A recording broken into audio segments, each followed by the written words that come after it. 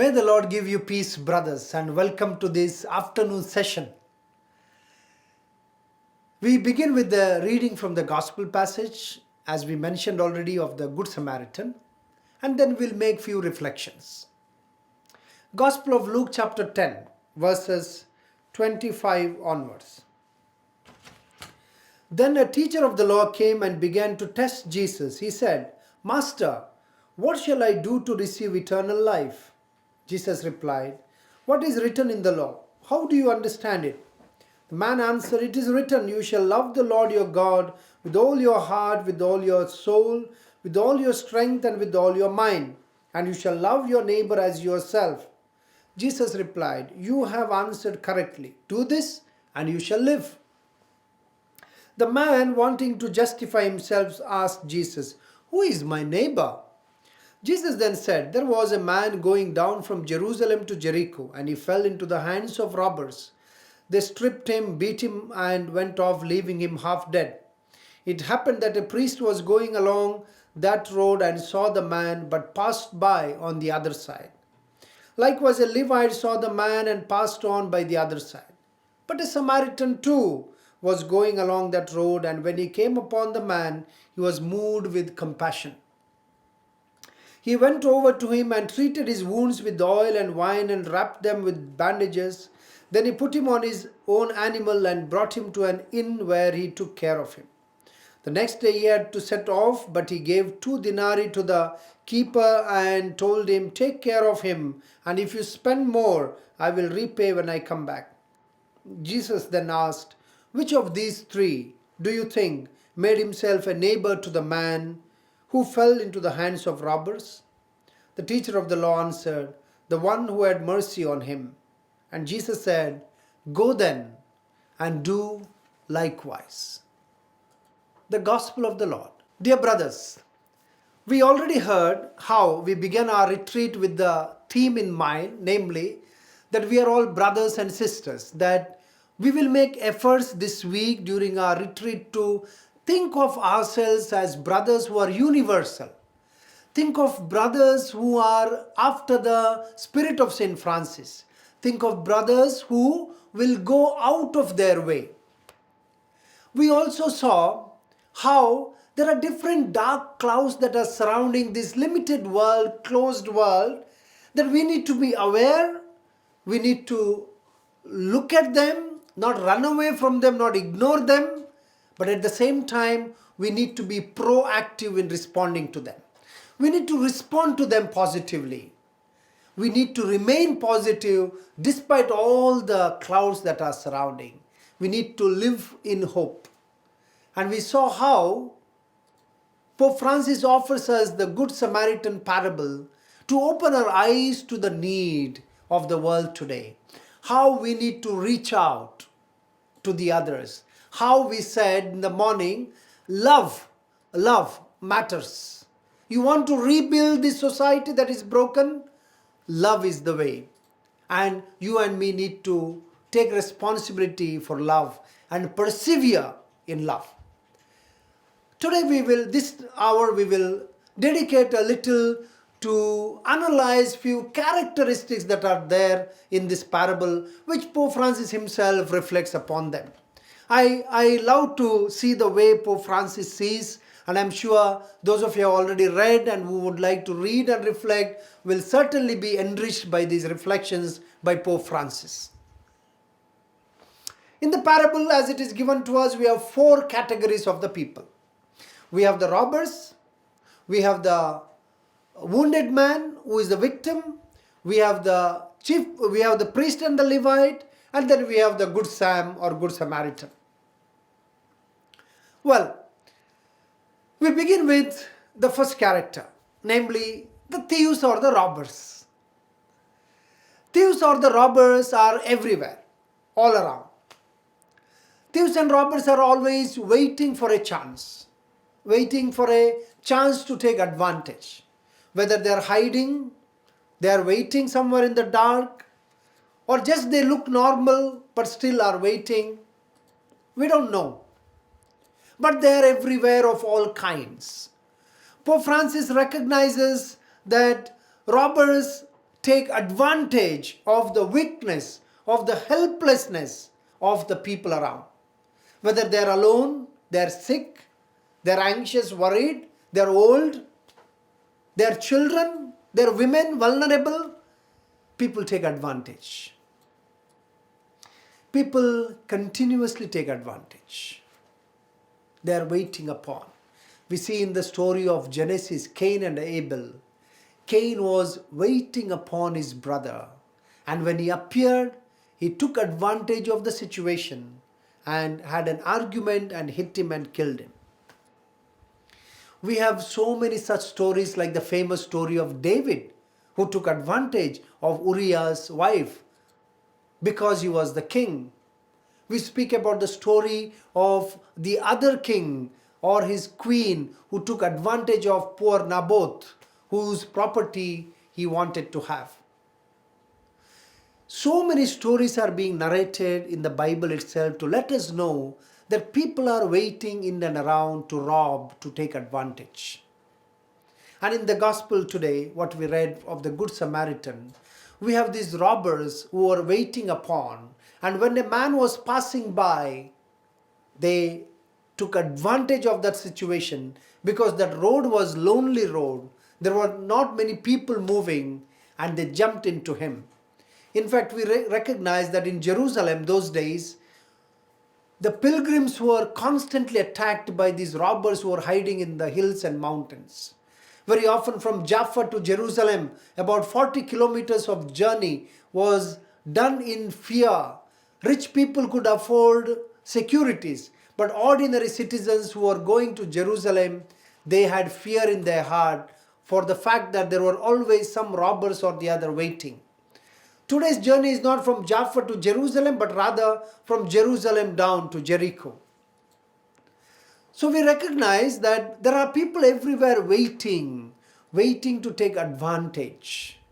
Today in India as well as elsewhere, we talk about how people are taking advantage of the vulnerability of women and children. Today we also recognize how sometimes we do not even make use of our resources meant for the poor, and we take advantage in the name of the poor.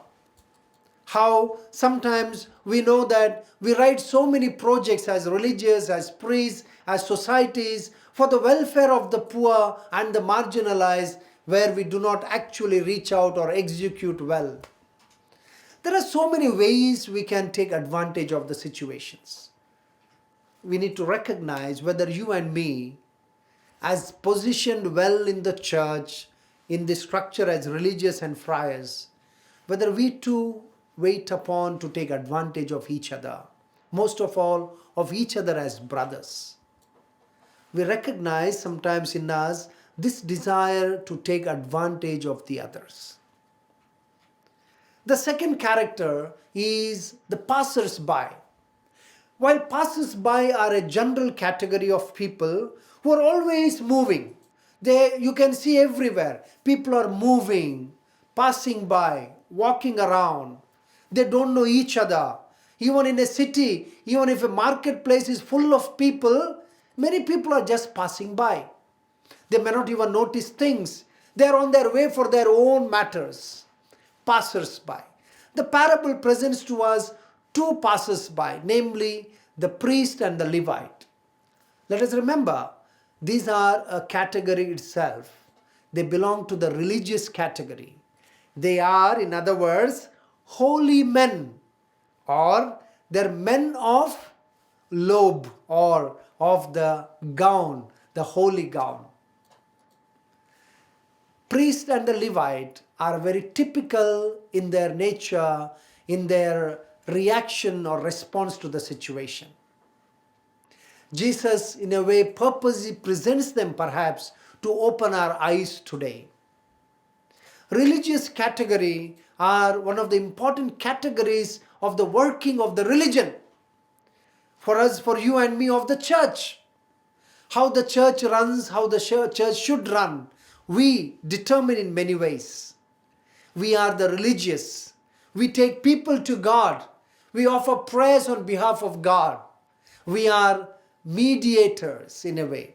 I read to you for your reference these beautiful words from Fratelli Tutti. Pope says, passes by, the nervous indifference that makes them pass to the other side of the road, whether innocently or not, whether the result of disdain or mere distraction, makes the priest and the Levite a sad reflection of the growing gulf between ourselves and the world around us. This attitude of the passers-by is called indifference. They were certainly not innocent. They were certainly not blind. It was merely indifference. And so he says, Pope says, in number 72, the passers-by are identified as priest and religious, which means they were religious. This detail should not be overlooked. It shows that belief in God and the worship of God are not enough to ensure that we are actually living in a way pleasing to God. And he quotes John Chrysostom, who says, "Do you wish to honor the body of your Savior? Do not despise the naked. Do not honor it in church with silk vestments, while outside it is naked and dumb and numb with cold." So we have these two passers-by who are religious in their identity, in their nature, who, according to Pope, cannot justify that belief in God, doing rituals, offering sacrifices, may not be enough to please God. They should know that. Somewhere they do not know.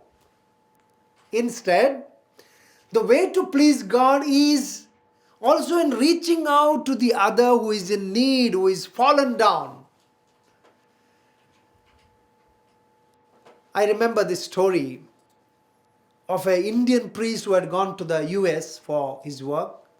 He was staying with another US priest in a presbytery, and one day he says, one day a poor, well-built but very poor man who is normally used to go around begging for food came to the presbytery.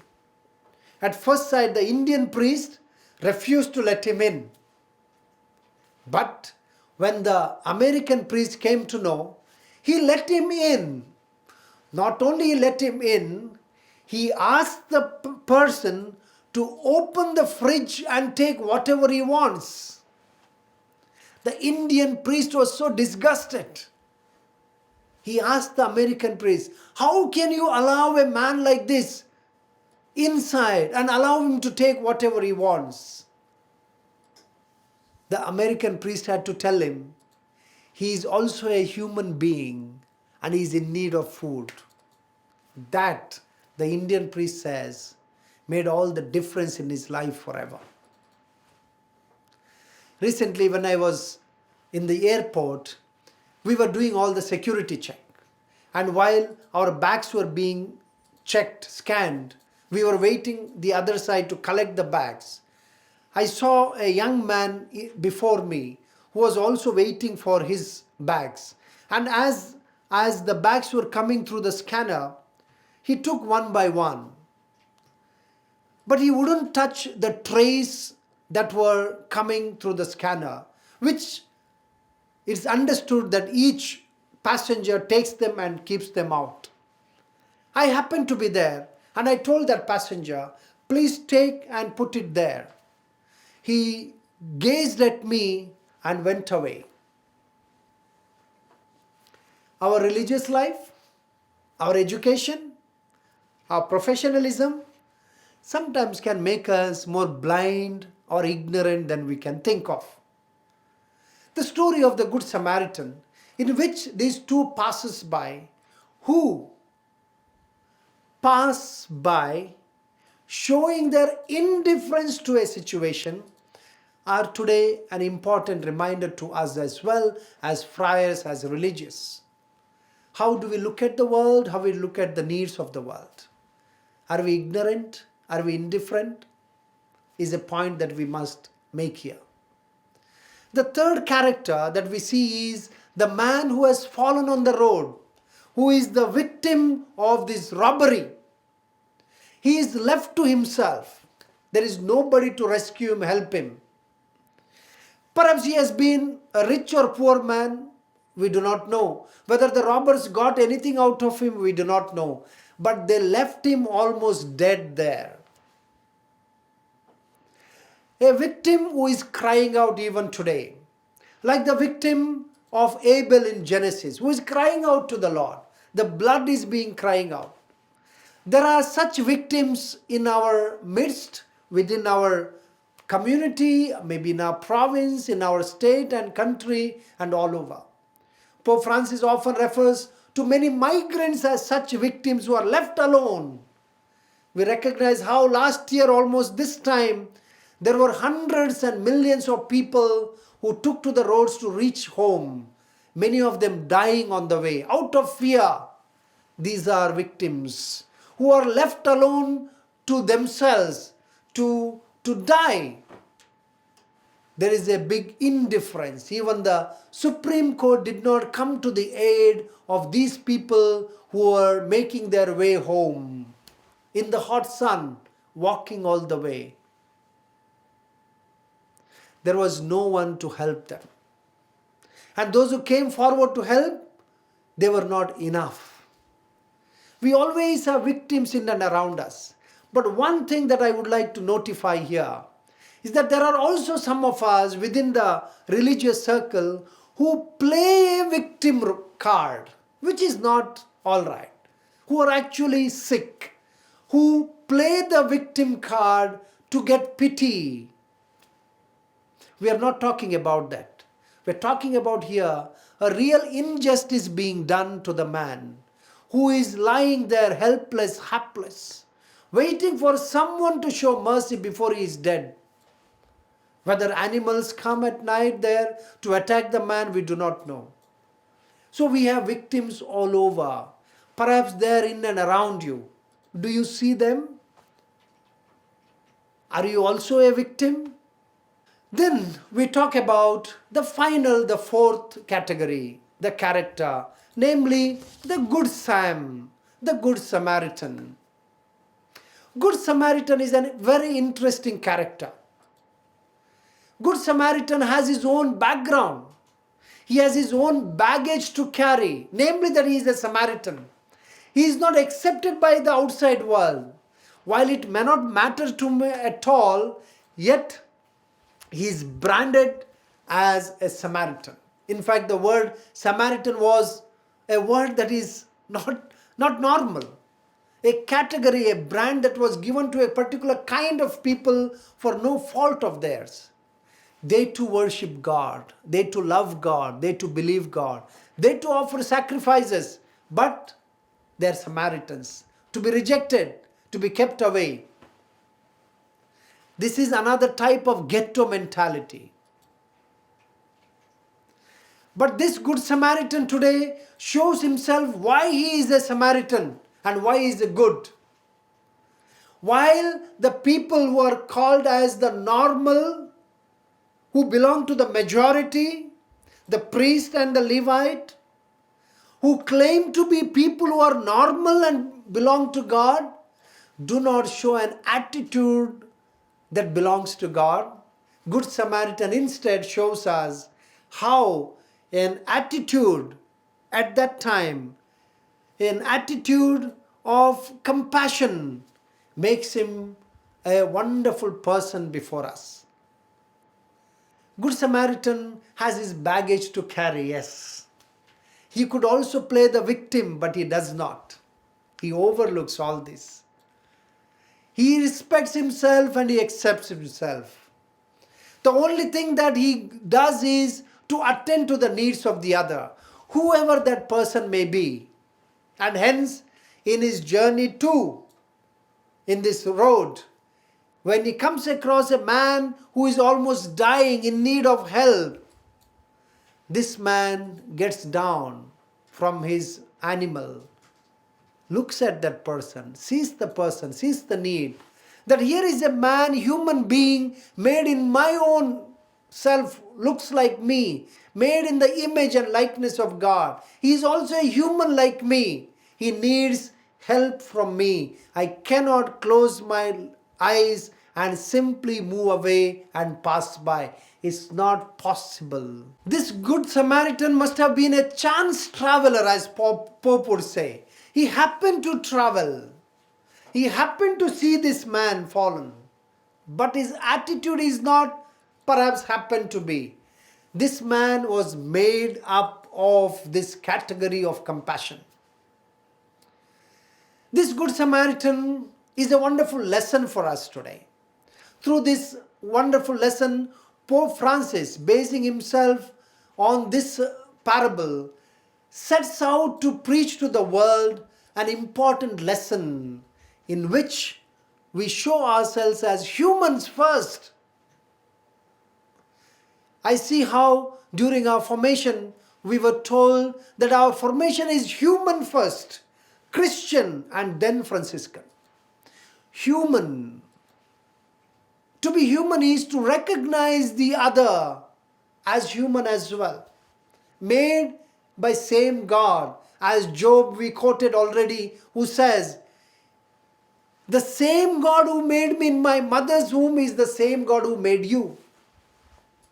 Such profound understanding of life will help us to lead in this world, to rebuild this world. Saint Francis of Assisi was one such man who one day, as we hear, was going by the horse, and suddenly there appeared a leper.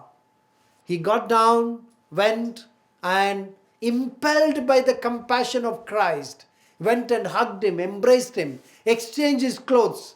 Some authors say that it is a vision. Some authors say it really happened. Doesn't matter. But the message is loud and clear. That St. Francis cannot ignore this man. It is said of St. Francis again that when when a beggar came to the shop to beg some coins, St. Francis chased him. But at once he realized that he was doing injustice. He ran behind the robber. So he ran behind this beggar and gave him a handful of coins and apologized. This Francis is the same Francis where we hear that when some robbers had come to the convent and were being chased away by the friars, and when Francis returned to the convent and realized, made the friars to go behind these robbers and seek forgiveness from them. And it is said that these robbers became later friars. We have all these wonderful examples of humanity. During this pandemic, we recognize how so many people were affected and quite many people came forward to help out, to reach out. Perhaps you are one of them as well. To see the need of the other who is suffering. To know that it pains us just as it pains them. That when they lack, we too lack.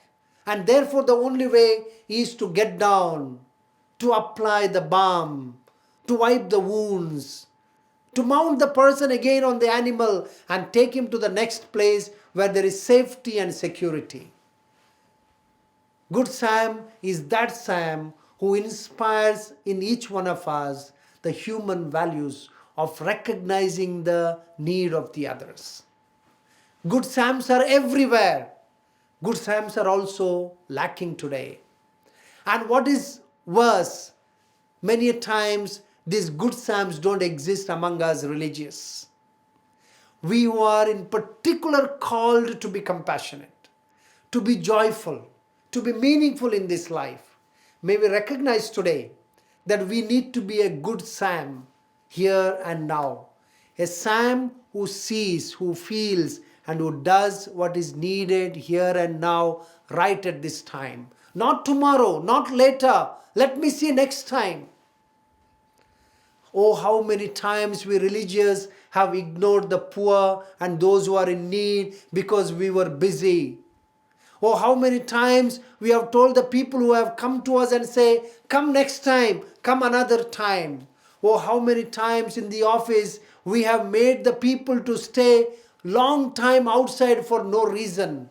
Oh, how many times we have rejected the needs and the voices of the people who came to us for a little counseling, for a little listening, for a little help, for a little accompaniment. Oh, how many times we must have told ourselves, we are very busy, we have no time, we don't see the need, we have enough to do. Oh, how many times, how many times. Today, through these 4 characteristics, we recognize that these characteristics may be also within us. The best character is the good Sam, who feels the need, who is ready to get down and attend to the need, who is not ignorant, who is not indifferent, who is not a robber or a thief who takes advantage of the situation. Neither is a victim who lies down helpless and goes about, but rather is a good Sam. A friar is a good Samaritan. A friar is a good Samaritan who feels the need of the other. Brothers, today it's important for us to recognize in us too. While we too may be in need, let us recognize perhaps there are so many others who are in need of us. We recognize today how God has been good to us, kind to us, compassionate to us, how God has guided us, and most of all, how God has given us this precious vocation as friars. As friars, we can see differently. As friars, we can do differently.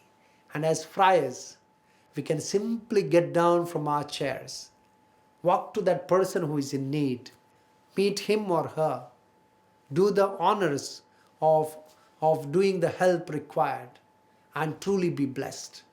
We can do it because we recognize in St. Francis of Assisi, who went to embrace the leper, the need that there are so many around who need a hug, who need an embrace, who need a touch, who need a little balm to be added, who need a little oil to be given.